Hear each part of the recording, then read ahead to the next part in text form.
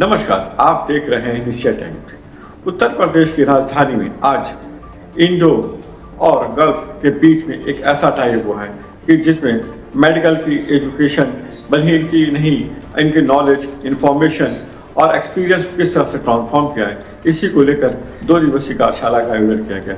इसमें जो बच्चे पैदाइशी रूप से जिनके सर पड़े होते हैं, जिनकी आंखें बड़ी बड़ी निकली होती हैं और जो मिडिल ईस्ट में और भारत के भी एरिया में काफ़ी पाए जाते हैं, उन बच्चों की सर्जरी करके उनको ये चेहरों को ठीक को रूप देकर उनको मुख्यधारा में जोड़ने के लिए एक काम किया जा रहा है, जिसमें ओमान के भी डॉक्टर हैं और यूपी अपने खासकर SGPGI के भी डॉक्टर हैं। इन दोनों ने संयुक्त रूप से इस कार्यक्रम को आयोजन किया है, जिसमें डॉक्टरों का कहना है कि इस एक्सरसाइज से, इस कार्यशाला से दोनों देशों के डॉक्टरों के अंदर एक नई ऊर्जा भी पैदा होगी और एक नया अनुभव। Please. My name is Sultan. I'm one of the craniofacial surgeons from Moscow. So, what is the benefit of this collaboration of this disease? So the benefit of cooperation in this symposium is to bring surgeons from the Middle East and India to come together so then we can exchange experiences and learn about each other's technique and develop awareness around craniofacial surgery. So, second question is how much are transforming the experience, knowledge, and expertise? So it's very important that we transfer and share knowledge and expertise in this field because we all have different exposures, different patients and new techniques that we need to learn with each other. मैं doctor Rajiv Agarwal हूँ।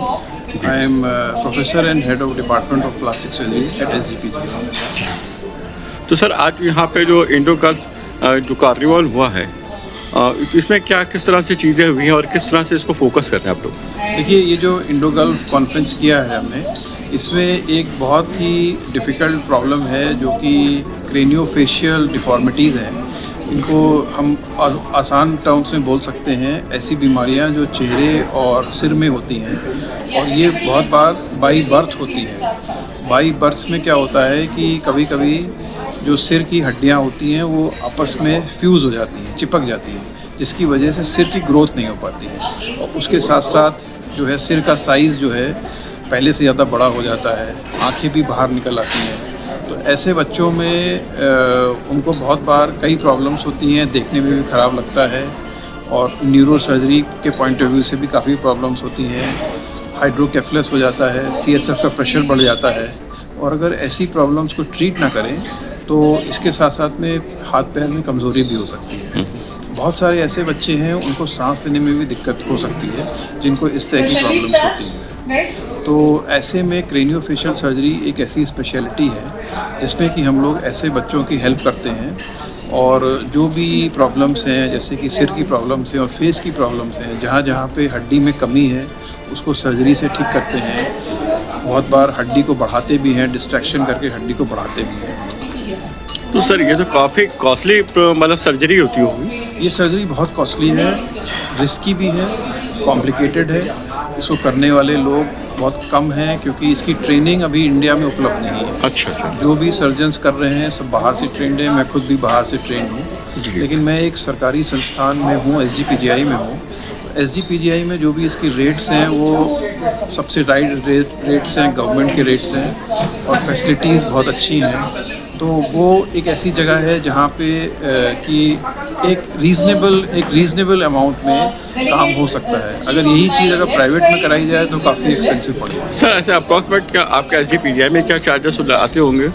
ये surgery 8 से 10 घंटे चलती है। Patient को 2-3 दिन ICU में रखना पड़ता है बच्चे को, फिर उसके बाद में नॉर्मल वार्ड में आते हैं। तो काफ़ी लंबा और काफ़ी कॉम्प्लिकेटेड प्रोसेस है। PGI में मैक्सिमम 1 लाख के अंदर ये हो जाता है। अच्छा, 1 लाख कम में 1 लाख के अंदर हो जाता है। तो अगर इम्प्लांट्स लग रहे हैं तो थोड़ी कॉस्ट ज़्यादा हो सकती है, लेकिन ज़्यादातर 1 लाख में ये हो जाता है और बाकी प्राइवेट में तो इसकी कॉस्ट कहीं ज़्यादा पड़ेगी। सर इस मामले में क्या जो हमारे देश के जो बड़े कारपोरेट से कुछ या जो CSR के तहत क्या मदद नहीं कर सकते हैं या करते हैं?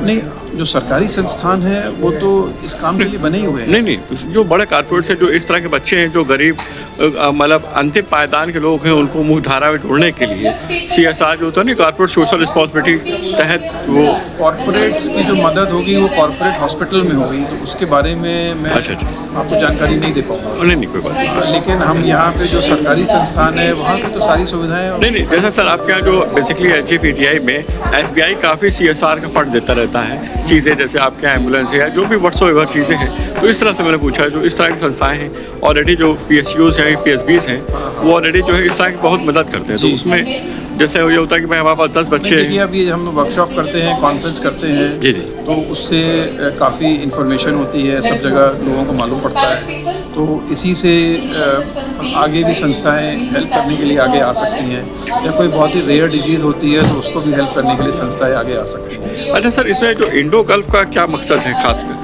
इंडो गल्फ का मकसद ये है कि ये वाली जो प्रॉब्लम है ये गल्फ़ कंट्रीज़ में बहुत ज़्यादा है, क्योंकि वो जिस तरह की पॉपुलेशन है, ये सब बीमारियां गल्फ़ में काफ़ी होती हैं और इंडिया में भी काफ़ी होती हैं। तो बेसिकली क्या है कि हम लोगों ने आपस में कोलैबोरेशन किया हुआ है कि उसमें हम लोग आपस में एक दूसरे से नॉलेज एक्सचेंज करते हैं और किस प्रॉब्लम को किस तरीके से ट्रीट करना है, उन्होंने किस तरीके से ट्रीट किया है, ये सब चीज़ें हम लोग इसमें डिस्कस करते हैं, इसलिए हम लोगों ने कोलैबोरेशन किया हुआ है।